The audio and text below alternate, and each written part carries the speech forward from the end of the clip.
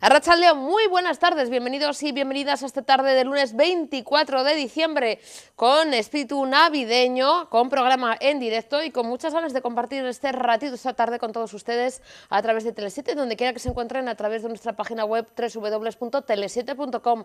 Sé que están, y también diferido, a partir de las 10 y media de la noche, sé que están ya pensando en esa llegada de Olenchero, Papá Noel, preparando todo, con esas quedadas o con esa preparación de la cena de Nochebuena, pero nosotros queremos que se relajen un poquito, que disfruten con nosotros y que pongan pues unas cuantas sonrisas. Me habían dicho los compañeros que no me iba a atrever, pues sí, yo quiero dar las gracias a Laura y Marta, nuestras compañeras, que han dicho, ¿no te vas a poner, no te vas a poner? Pues sí, hoy iremos cambiando de estilismo con las diademas maravillosas y con, bueno, pues este espíritu navideño, que además de, por supuesto, el Belén y el árbol de Navidad, pues también nos tiene que inundar incluso en nuestro estilismo. Y para prueba un botón y nada, pues el doctor Neiro ya me puede perdonar que ando un poquito, o sea, uno está más tal y otro está un poquito más alicaído. Pues lo que tiene ya a estas horas. Doctor Neiro, buenas tardes, Arratsaldeon, bienvenido. Buenas tardes, bien hallada, Susana. Estás guapísima con los cuernos de alce. Es que me han dicho, no vas a poder, no te vas a atrever. Pues sí, he dicho, traerme para acá aquí los cuernillos estos. Son animales muy cariñosos, ¿eh? Sí. Yo he tenido la oportunidad de acariciar alguno en Finlandia y la verdad es que son animales muy cariñosos, que están muy acostumbrados al contacto con los humanos y la verdad es que te sienta muy bien. La verdad es que te sienta muy bien que te pongas lo que te pongas, esa es la verdad. Pero ahora mi pregunta es, ¿en verdad tienen una oreja caída y otra? No. Digo, bueno, pues no, los cuernos de los animales están siempre donde tienen que estar. Se renuevan cada año y se caen como en trozos, o sea, cuando hacen la muda de la cuerna. Yo no soy un especialista en etología, en conducta animal, pero cuando hacen la muda se caen como en trozos, como chungos, pero realmente los tienen siempre muy enhiestos, los cuernos, perdón. Intentaré, bueno, tienen cascabeles, que también así se sabe por dónde andamos, sí. Y estas cosas, con esta broma y con el espíritu navideño inundando también el plato de Objetivo Vizcaya para toda la gente que nos sigue, doctor Neiro, vamos a, intentar porque, yo sé que le va a costar el mirarme a la cara y no partirse de risa con estas cosas, me va a alucinar también. Yo soy un profesional y voy a hacer tabla rasa de lo que tienes encima de la cabeza, te voy a mirar a los ojos. Esto no lo hacen en ninguna otra televisión del mundo mundial, y usted mire que tiene experiencia en otros medios de comunicación, en televisión española, sin ir más lejos. Sí. Y no sé, podrán poner muchos árboles de Navidad y muchos belenes y muchos espumillones, pero no creo que la presentadora Mariló Montero, sin ir más lejos, se pondría unos cuernos de alce, ¿no? Mariló Montero ni siquiera estaba en los días de Nochebuena y Navidad. Mire. Esa es otra, o sea que vamos a dejarlo. Pero yo desde aquí quiero romper una lanza porque Mariló Montero, yo fui compañero suyo durante 14 temporadas y la verdad es que era una mujer absolutamente también profesional, con sentido del humor, se ve que encantadora, tiene con mucho sentido del humor. Y eso sí, la gente le miraba con lupa y cada vez que se equivocaba decía una cosa que le metían un cuerno, hasta el corazón. Que no son estos, sino otros, ¿no? Pero con mala intención, pero era una magnífica compañera y yo me entendía con ella a las mil maravillas. Me acuerdo de que nos hemos echado cables, con la mirada nos entendíamos, o sea que no tengo más que buenas palabras para Mariló Montero, de verdad, y ella lo sabe, porque se lo he dicho muchas veces. Qué bueno, pues la verdad es que a mí también me gustaría conocerla personalmente, sí, que también la sigo, porque entre compañeros, por supuesto, no seguimos, del que digan, no, yo no veo otros programas, no veo lo que hace, hay que ver lo que hace la competencia, lo que hacen en otros programas, además son diferentes horas, con lo cual tampoco es competencia directa, pero aunque lo fuera, también hay que saber lo que hacen en otros lugares para, nosotros mejorar o ir por otro lado o tener nuestro sello de identidad, ¿no? Siempre se puede aprender de todo el mundo, yo creo que se puede aprender de todo el mundo y sobre todo uno aprende de sus propios fracasos. Dicho así, dicho así, ya quedó así como muy flemático y muy definitivo. Sí, muy intenso. Y todo esto con unos cuernos en la cabeza, pues nada, Neiro, vamos a seguir con, ese tema, ¿no? Mitos y creencias y realidades de la anticoncepción hormonal combinada, que nos queda pendiente desde hace ya unas cuantas semanas, porque bueno, pues la actualidad manda, y siempre que hay actualidad y siempre que hay Dejamos alguna, el programa apartamos, lo aparcado, posponemos eso un es. poquito y atendemos a otras cuestiones. En este caso, y bueno, y antes de seguir con los mitos y realidades, sí que, bueno, pues tenemos que hacer un saludo y una dedicatoria muy especial a la tía Juli.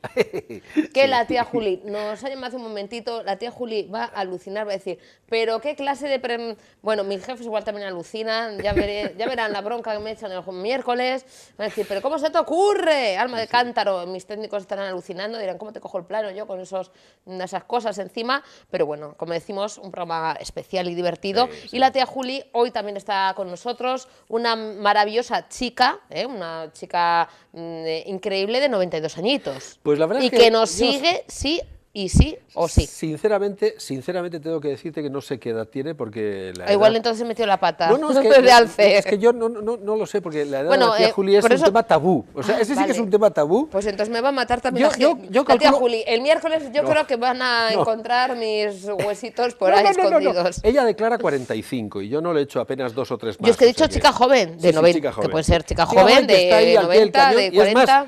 como ella tenía previsto que íbamos a salir antes Sí. y el informativo se alargaba, ya nos Sí. ha llamado para decir, oiga, a ver qué pasa aquí, que Que yo el estoy informativo pendiente se de alarga. TV7, claro. Y le mandamos un besito, le hemos prometido Claro un que sí, besito, claro que tía sí. Juli, maravillosa, que yo he tenido el placer de hablar hace un ratito con ella, escuchar su maravillosa voz y prometerle que estamos ya enseguida en directo. Pues un besito, Juli, cariño, y gracias por estar ahí, por siempre estar al otro lado y, por supuesto, seguir cada programa, Claro que sí. que con gente tan maravillosa como Juli, pues da gusto. Y dicho esto, y dedicado el programa también para la tía Juli, pues mitos y realidades sobre la anticoncepción hormonal combinada. Uno de los otros mitos, Neiro, que hablábamos del tema de, bueno, pues enfermedades, en este caso...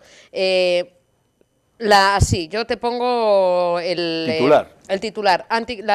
La anticoncepción hormonal produce disminución de la fertilidad posterior. No, falso. ¿Verdad, mentira, mito, Falso. realidad? Para empezar, por situar a la gente que nos está siguiendo en el programa, la anticoncepción hormonal combinada es la forma que tenemos los ginecólogos de llamar a la píldora. La píldora es una combinación de dos hormonas, las dos hormonas que segregan los ovarios, los estrógenos y los gestágenos. Aunque realmente los gestágenos son los realmente anticonceptivos y los estrógenos solamente se añaden para que no haya el efecto secundario típico de no tener estrógenos.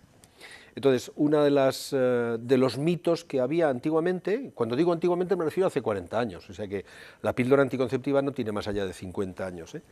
Entonces, uno de los mitos era que disminuía la fertilidad. Falso. Falso de toda falsedad, porque la fertilidad se recupera perfectamente bien entre 1 y 2 meses después de dejar de tomar la píldora.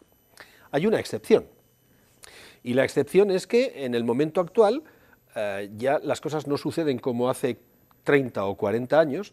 Las mujeres ya no toman la píldora 3 o 5 o 6 meses, no la toman 3, 5, 10 o 15 años.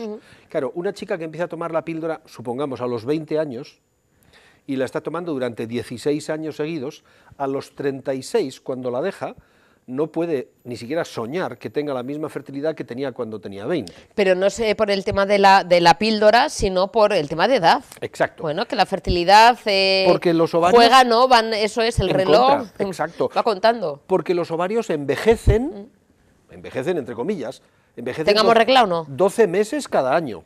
Tú le hagas funcionar el ovario o le hagas no funcionar como cuando tomas la píldora, lo que hace el ovario es dejar de funcionar, pero no deja de envejecer. O sea, tú lo puedes tener en suspenso de función, vale. No ovulas, vale. No funcionan los ovarios, vale. Y además podrías incluso no tener la regla, que lo hemos debatido en alguna otra oportunidad, vale. Pero eso no significa que los ovarios estén en salmuera como en un congelador, no. Los ovarios los sigues teniendo en tu organismo, perfectamente conectados a la sangre, perfectamente conectados al resto de tus órganos y cumpliendo su función de seguir envejeciendo todos los días 24 horas. De tal manera que cuando esa chica ha tomado 16 años la píldora, cuando la deja a los 36, claro que no tiene la fertilidad de los 20, tiene la fertilidad de los 36, que por cierto es desconocida, porque como no se ha expuesto nunca al embarazo, no sabemos cuánto de fértil va a ser. Pero ni soñar con que su fertilidad de los 36 años va a ser la misma que hubiera tenido a los 20 de haberse expuesto al embarazo. Lo que quiero decir es que no es la fertilidad la que altera no es la píldora la que altera la fertilidad, sino el transcurrir del tiempo. Con lo cual es un mito que se desmonta, ¿no? Pero bueno, es esa falsa creencia, doctor, que aparece siempre que se habla de métodos anticonceptivos, ¿no? Sobre todo de esa píldora. No, y es más, los métodos anticonceptivos, digamos que los distribuimos, básicamente los clasificamos de una manera muy grosera en definitivos y reversibles. Los definitivos son irreversibles. La ligadura de trompas, la vasectomía, últimamente un método anticonceptivo que ha traído muchísimo sufrimiento a las mujeres que lo han usado, que es el método de la oclusión tubárica transhisteroscópica. Se trata de poner unos tapones en las trompas a través del útero por dentro, sin abrir la tripa, sin llevarles en quirófano, o sea, una cosa, digamos, muy ambulatoria, pero que ha tenido muchos problemas posteriores.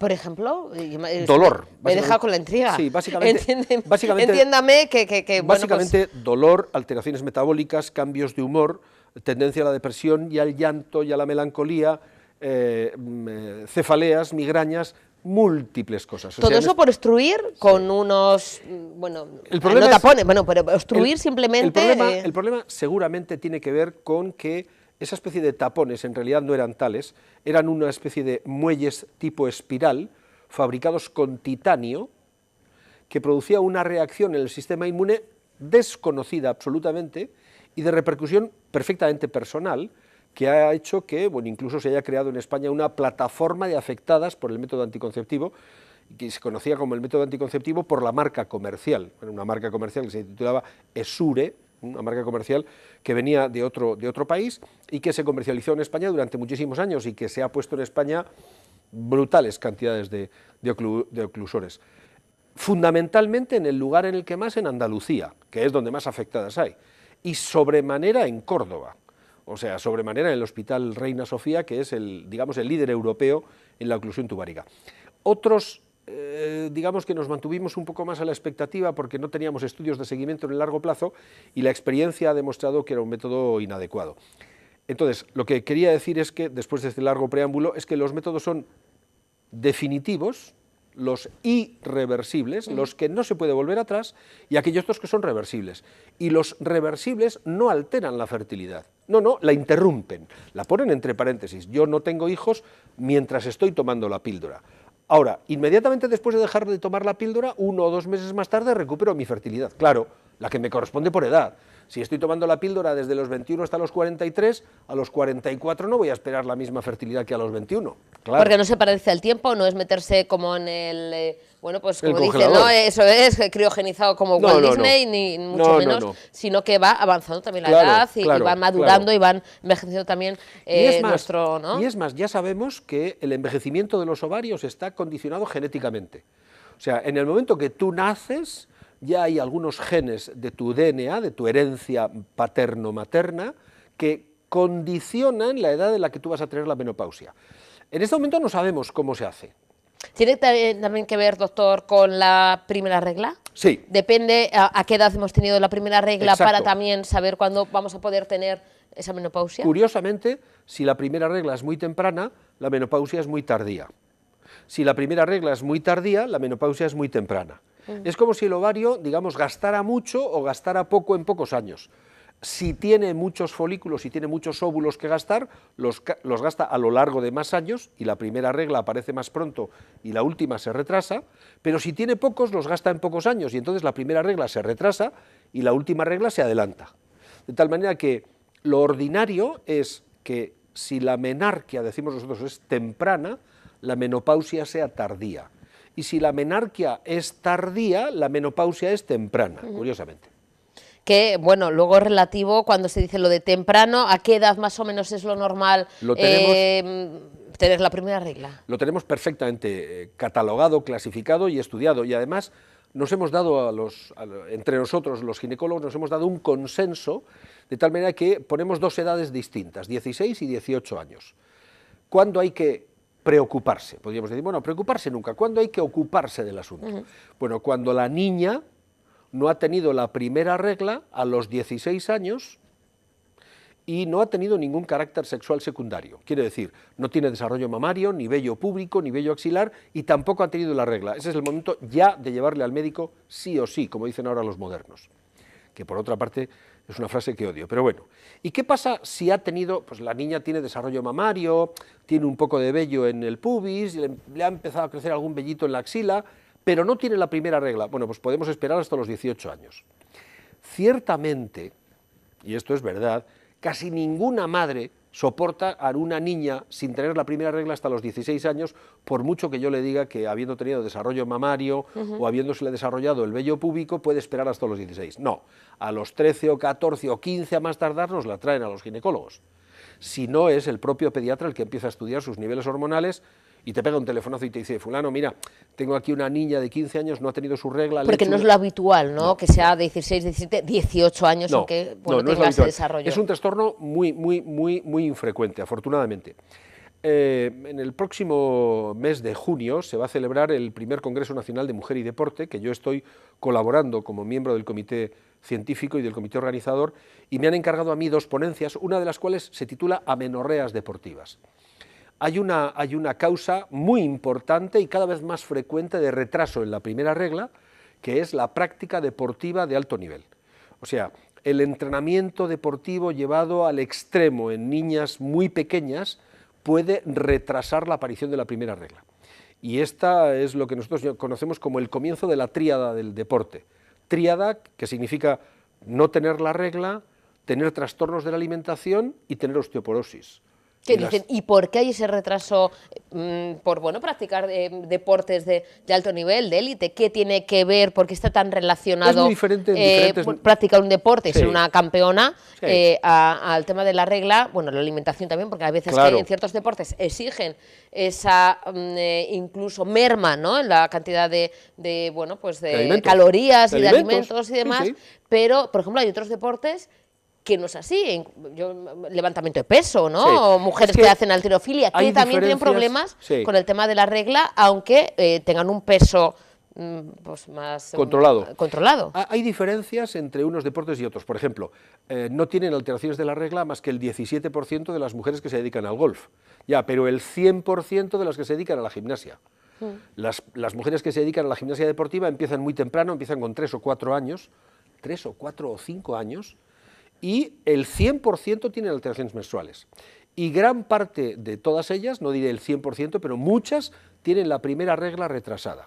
Porque ese es un deporte, primero, con una altísima exigencia, que además condiciona un nivel de entrenamiento muy duro y que les lleva a tener una pérdida rápida del centro de control del tálamo. Por encima del hipotálamo, o sea, por encima del tálamo está el hipotálamo, que es donde está el centro regulador de la función menstrual. Digamos, es el que ordena al ovario trabajar o dejar de trabajar o hacerlo más rápidamente o más lento. Ahí hay una especie de reloj biológico que se altera muy fácilmente. Y además, en este caso, se altera fácilmente porque hay 3 circunstancias distintas que, digamos, que se superponen unas a las otras. Lo primero, la exigencia deportiva. El mismo nivel de entrenamiento, que es muy intenso. El mismo estrés, ¿no? El número de horas y la altísima competitividad que hay en esas deportistas. En segundo lugar, que por ser un deporte con unas determinadas características, tiene un condicionante incluso estético. No se admite el sobrepeso. O sea, tú no puedes hacer gimnasia deportiva de nivel olímpico, de nivel europeo, de nivel mundial, si tienes sobrepeso. Por tanto, restringes mucho las calorías y eso te lleva a estar en el límite de los trastornos de la alimentación. Y en tercer lugar, una baja ingesta calórica. Esos trastornos te llevan a una baja ingesta calórica. Entonces, si unes el exceso de deporte, el exceso de entrenamiento, con la pérdida del ritmo menstrual, con la disminución del número de calorías y con los trastornos de la conducta alimentaria, ahí tienes la base para que la primera regla se retrase. Y en vez de aparecerle a la chica a las 9, 10 o 12 años que iba a tenerla, pues igual no lo tiene hasta los 13 o 14 o 15 años, o incluso cuando se ha retirado ya.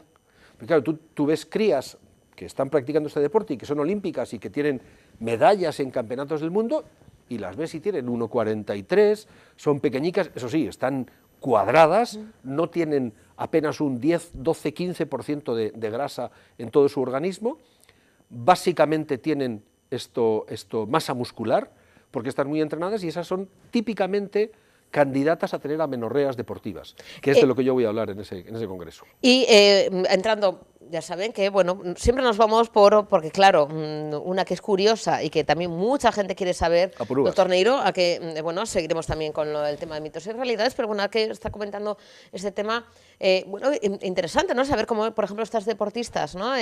Bueno, pues tienen esa, incluso falta de regla, amenorrea, que muchas veces no aparece hasta que se retiran, ¿le puede causar algún tipo de también problema? Porque claro, estamos sometiéndose a un cuerpo, ¿no? Que incluso, bueno, con exigencias brutales, que tiene, ¿no? Pues, bueno, pues esos entrenamientos, entrenos increíbles, con esa o falta de regla que bueno, pues muchas veces se prolongan durante años, porque hay deportistas que no se retiran hasta pasados 10, 15 años.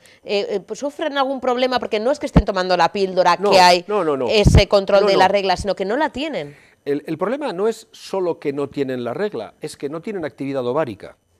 Y eso significa que no tienen estrógenos.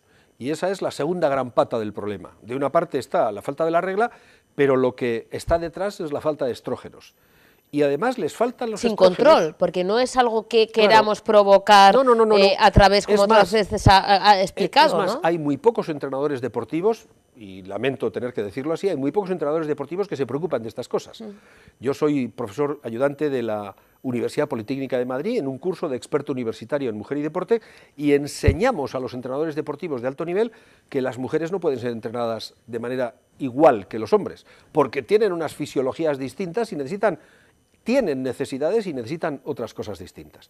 Entonces, a estas chicas les faltan los estrógenos en la época más importante de su vida, es en la que están en desarrollo, pero en desarrollo también de su esqueleto, de tal manera que la falta de estrógenos hace que su esqueleto no se desarrolle lo que tendría que desarrollarse, no consiguen el capital de minerales para aportar a su esqueleto suficiente, el que iban a tener que recibir por condicionante genético, o sea, finalmente cada deportista que estamos hablando es hija de su padre y de su madre. Su genética le iba a hacer llegar a esta cantidad de masa ósea. Pero como no ha tenido estrógenos durante 2, 3, 5, 7, 15 años en la época de su desarrollo, en vez de tener esta masa ósea, se quedan con esta. Con lo cual te encuentras con que esas chicas, a los 22, 25 años, ya tienen osteoporosis. O sea, el diagnóstico que le damos a la señora de 68, yo lo he visto en deportistas de élite a los 25, a los 30 años, y tener fracturas osteoporóticas con 26, 28 años. El otro día apareció en un diario de tirada mundial una deportista olímpica británica que con 21 años ya tenía fracturas osteoporóticas.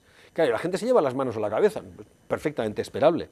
O sea, si tú no has hecho el desarrollo óseo que tus genes te habían condicionado y te habían proyectado a hacer, porque le has restringido dietéticamente y has restringido hormonalmente a tu organismo durante los años más importantes del desarrollo, eso tiene una repercusión posterior. Y sin embargo, la ley del deporte, o sea, por aquí empiezo yo mis clases, digo, mire, es que incluso en el preámbulo de la ley del deporte se dice que el deportista, sobre todo, tiene que buscar su propia salud. Y el deporte le tiene que ayudar a desarrollar su salud. El deporte no le puede servir para desarrollar la no salud, no, mire usted. Si usted está consiguiendo que las deportistas de una determinada disciplina deportiva terminen todas hecho un cacharro a los 30 años, una de dos, o lo hace usted mal, o cambia sus métodos de entrenamiento, o suspendemos esa práctica deportiva. No puede ser. Y, de hecho, ya te digo, el 100% de las gimnastas, 100%, tienen alteraciones menstruales durante su desarrollo. Fíjate que esto, en el caso del golf, que es un deporte mucho más tranquilo y que tiene mucha menos exigencias, del 17%, pero una de cada 6 golfistas, ¿eh? O sea que en el medio tienes otros deportes que tienen el 60-70% de mujeres que tienen alteraciones menstruales. Y alteración menstrual significa no tener estrógenos, y no tener estrógenos significa no desarrollar la masa ósea, desarrollarla incompletamente y estar expuesto a la osteoporosis 30, 25, 40 años antes de lo que te tocaba. Esto es muy grave, ¿eh? Porque estamos hablando de las élites físicas de la sociedad. No puede ser que porque yo esté muy a gusto viendo la tele y gozando de la práctica deportiva de unos zumbaos que consiguen medallas para mi país, estemos consiguiendo que esos pobrecitos se chunguen desde el punto de vista de su propia salud y a los 30 o 35 o 40 años sean unos guiñapos. A ver, doy ejemplos. Florence Griffith, la de las uñas aquellas largas, Sí. que era una velocista, se murió a los 48 años de una rotura cardíaca. O sea, hizo una fibrilación ventricular y se le rompió el corazón. El Tarangu, un ciclista profesional que subía, un asturiano que subía los puertos así y tal, se murió a los 50 años con un hígado que se lo pisaba prácticamente. No puede ser que la práctica deportiva lleve a los deportistas a morir prematuramente o a tener peor salud. No, si es que está en el preámbulo de la ley del deporte. El deporte tiene que buscar la salud y tiene que cultivar la salud del individuo. Ahora no sé si le voy a poner en un aprieto. Venga. Me contesta si quiere, si me hoy que vengo así Venga. con este... De tono festivo. Sí, en tono festivo, pero también, bueno, con preguntas... Voy a formular la pregunta y me Sobre contesta la si marcha. quiere y, bueno, tampoco es cuestión de generalizar. Es una pregunta que muchas veces, o una duda que nos ronda cabeza, bueno, que muchas veces se puede llamar también falsa creencia o falso mito, porque vamos a poner un ejemplo. Siguiendo con el tema de la gimnasia rítmica, a nosotras, las mujeres, día a día, ¿no? No siempre, no todas las mujeres, pero esa vez al mes, ¿no? O incluso hay mujeres que incluso cada 15 días, ¿no? Tienen, bueno, la regla o tienen, bueno... y hay molestias, hay hinchazón, hay dolores, no siempre es igual, hay mujeres que incluso no se pueden ni mover de la cama, que no pueden ni ir a trabajar, otras un poquito mejor, pero siempre hay ciertas molestias, el tema de la hinchazón y demás. En la gimnasia rítmica, doctor Neiro, me refiero, yo siempre me he planteado, llega un campeonato del mundo, un campeonato de Europa, un campeonato estatal, claro que la regla llega cuando llega, a veces que se adelanta, que se atrasa. Pueden llegar, no digo entrenadores, pero a controlar o incluso a hacer desaparecer esa regla durante bueno, pues esos años de alta competición, porque claro, que llega una gimnasta, y esto es lo crudo, no sé si sabe por dónde voy, que vaya, se juegue una medalla olímpica, una medalla de oro y diga, no, es que claro, me duele la tripa, evidentemente no me puedo mover, ya no solamente el tema de la hinchazón con las mallas, sino que es que es un dolor físico y se pierde un campeonato. No, vamos a ver, la situación no se da.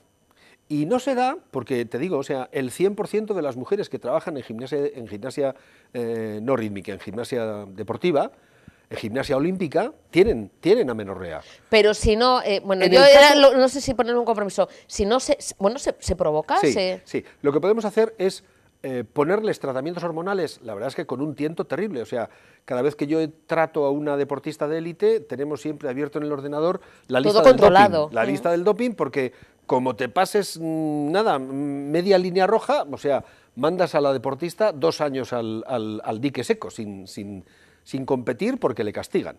Entonces, jugamos, entre comillas, con los tratamientos hormonales para evitar primero esas molestias e incluso para evitar que en los días de competición le vaya a tocar la regla. Y eso hay que hacerlo con una previsión de meses algunas veces. Incluso de años. Sí, la cosa es muy compleja porque fíjate que los deportistas olímpicos, las personas que tienen becas ADO, y a ver, para que nos hagamos una idea, una beca ADO, o sea, la mejor beca ADO, lo que más cobra un deportista olímpico son 60.000 euros cuando ha conseguido una medalla de oro. Pero solo si tiene una medalla de oro. Y además le obligan en el siguiente año, en el Campeonato del Mundo, a quedar entre los 8 primeros. Si no queda entre los 8 primeros, pierde la beca ADO de apoyo al deporte. O sea que la verdad es que la vida de los deportistas españoles es una auténtica tragedia. Algún día tendríamos que hablar del tema. Porque, por ejemplo, en otros países se les ofrecen salidas profesionales muy originales. Y respondo a tu pregunta para tomar después la forma de abandonar el deporte olímpico. No al lugar porque planificamos los ciclos menstruales de la deportista de tal manera que sus reglas no coincidan con competiciones importantes. Hay que tener en cuenta que una deportista de este nivel entrega a las autoridades deportivas su planificación del año con meses de anticipación.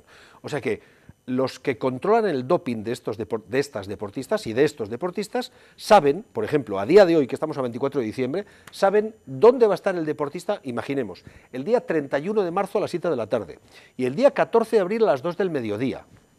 Porque él ha dicho, no, el día 14 de abril, como es martes, voy a estar de 2 de la tarde a 5 de la tarde en la piscina, de 5 a 7 en el gimnasio. Bueno, pues el controlador del doping, sin avisar, se presenta en el lugar donde 5 meses antes dijo el deportista que iba a estar, y si no está ese día, imaginemos porque el deportista ha tenido una mala noche, porque no le ha apetecido levantarse de la siesta, porque ha dicho hoy no entreno, que puede darse. Bueno, pues si no le pilla, a una falta. A la tercera falta le ponen como positivo en doping. Aunque no le hayan hecho la prueba. No, porque no le pillaron. O sea, no, es que fuimos a hacerte el control y no estabas en el gimnasio. Ya, pero es que había una tía mía que se había muerto y habíamos ido al funeral. Ah, no, pero no estuviste. Una. Guau, qué duro, ¿eh? Terrible. O sea, y además se invierte la carga de la prueba. Se considera que el deportista es culpable hasta que no se demuestre lo contrario. Porque con 3 ausencias de su plan de entrenamientos ya le dan positivos. Una cosa alucinante. Entonces, ¿qué quiere esto decir? Que las reglas casi nunca le coinciden en periodos deportivos en las deportistas de gimnasia deportiva. Primero porque casi todas, 100% hemos dicho, todas ellas tienen alteraciones menstruales. Y además porque los equipos médicos que están detrás procuran que las que tienen la regla, sobremanera aquellas que la tienen incómoda, no les vayan a tocar en competiciones estándar, en Campeonato de Europa, en el Campeonato de España. Eso se programa a lo largo del año. Fíjate que hay que hacerlo a veces con meses de anticipación. La vida de los deportistas de élite es, de verdad, un auténtico calvario. O sea, solamente la entrega y el sacrificio y un compromiso de locos es el que puede explicar que esta gente consiga medallas y siga todo el día ahí dando el callo. Yo les admiro profundamente. Y que además muchas veces no se les reconozca como se merecen y solo se reconozca pues estos galácticos, claro, o estos que solamente dan, que está muy bien, jugar al fútbol, pero dan una patada al balón. Claro, la prueba está en qué pasa con los deportistas olímpicos cuando se retiran, desaparecen de la circulación. O sea, nadie sabe de ellos.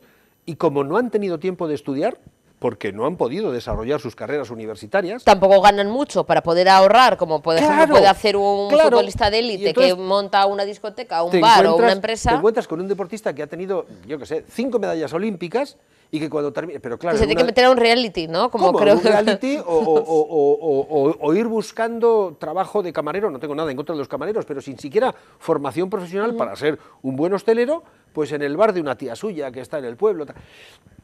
Mira, por ejemplo, en Italia, todos los deportistas cuando se retiran son carabineros, forman parte del cuerpo de carabineros. Claro, a mí no me gusta ser policía, oiga, pero mire, por lo menos tiene una salida. Claro, en el cuerpo de carabineros te damos una posibilidad de ser de carabinero administrativo. Si te gusta la cancha, te formamos como policía y sales a la calle. Pero por lo menos tienes un empleo, dependes del Estado y te convierten en funcionario del Estado a través del cuerpo de carabineros. Otros países los convierten en militares y una vez que se retiran forman parte de la milicia. Bueno, pues es una forma de ganarte la vida, ¿no? Y tener 3, 5, 7 o 10 años hasta que tú te formas de otra manera y puedes pedir la baja en el ejército o en el cuerpo de carabineros y consigues ganarte la vida de otra manera. Pero hay que tener en cuenta que estos deportistas que han salido en los periódicos y que todos nos gusta que ganen medallas olímpicas y campeonatos de Europa, tienen más vida. Y cuando se retiran a los 23, 25, 30 años, les quedan 50 años de vida. Y han entregado sus primeros 30 años en función de la entrega al país de manera voluntaria. Sí, pero hombre, habría que compensarles de alguna forma. Bueno, pues aquí no, en España no hay nada previsto para estos deportistas de élite. Yo tengo alguna deportista que ha estado compitiendo hasta los 40 y tantos años. Me estoy acordando ahora mismo de una que tiene, por ejemplo, pues, ¿qué te voy a decir yo?